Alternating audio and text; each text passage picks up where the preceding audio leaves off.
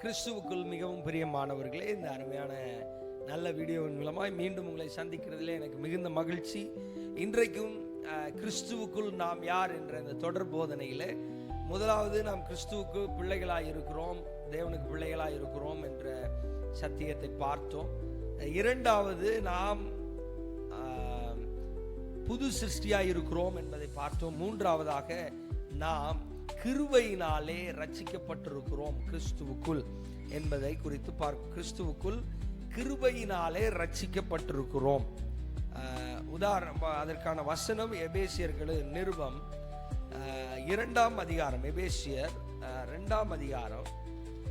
வேதத்தை வச்சிருப்பீங்கன்னா எடுத்துங்க. 2:8 வரைக்கும் நான் வாசிக்கிறேன். ஃபர்ஸ்ட்லேருந்து 7 வாசிக்கலாம். கிறிஸ்து இயேசுவுக்குள் நம்மை அவரோட கூட எழுப்பி உன்னதங்களிலே அவரோட கூட உட்கார செய்தார். கிருபையினாலே விசுவாசத்தை கொண்டு ரட்சிக்கப்பட்டீர்கள். இது உங்களால் உண்டானதல்ல, இது தேவனுடைய ஈவு. ஒருவரும் பெருமை பாராட்டாதபடிக்கு இது கிரியினால் உண்டானதல்ல. ஆமென். இப்போ அடுத்தது, ஏனெனில் நற்கிரியைகள் செய்வதற்கு நாம் கிறிஸ்து இயேசுவுக்குள் சிருஷ்டிக்கப்பட்டு தேவனுடைய செய்கையாய் இருக்கிறோம். அவைகளில் நாம் நடக்கும்படி அவர் முன்னதாக அவைகளை ஆயத்தம் பண்ணி இருக்கிறார். இப்போ நம்ம இங்க கவனிக்க வேண்டியது என்னவென்றால், நம்ம கிறிஸ்துவுக்குள்ள கிருபையினாலே விசுவாசத்தை கொண்டு ரட்சிக்கப்பட்டிருக்கிறோம். For it is grace you have been saved through faith. கிருபை கொடுக்கிறது, விசுவாசம் எடுக்கிறது. கரெக்ட்டுங்களா? அப்போ கிருபை கொடுக்கலனா விசுவாசம் எடுக்க முடியாது. அல்லது விசுவாசம் எடுக்கிறதுனா கிருபை எதுவும் கொடுக்கவில்லை என்று சொன்னால் விசுவாசத்தினால எதுவும் எடுக்க முடியாது.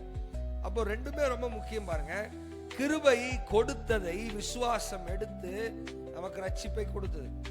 It is not from your self. இது உங்களால் உண்டானதல்ல. இந்த ரட்சிப்பானது உங்களால் உண்டானதல்ல, கிறிஸ்துவின் ஈவு. It is a gift of God. அப்போ உங்களுடைய ரட்சிப்பும் உங்களுடைய அடையாளத்தை நீங்கள் சம்பாதிக்க முடியாது. மாறாக கிறிஸ்து இயேசுவின் மூலமாய் இதை பெற்றுக் கொண்டிருக்கிறீர்கள். Your salvation and identity are not earned.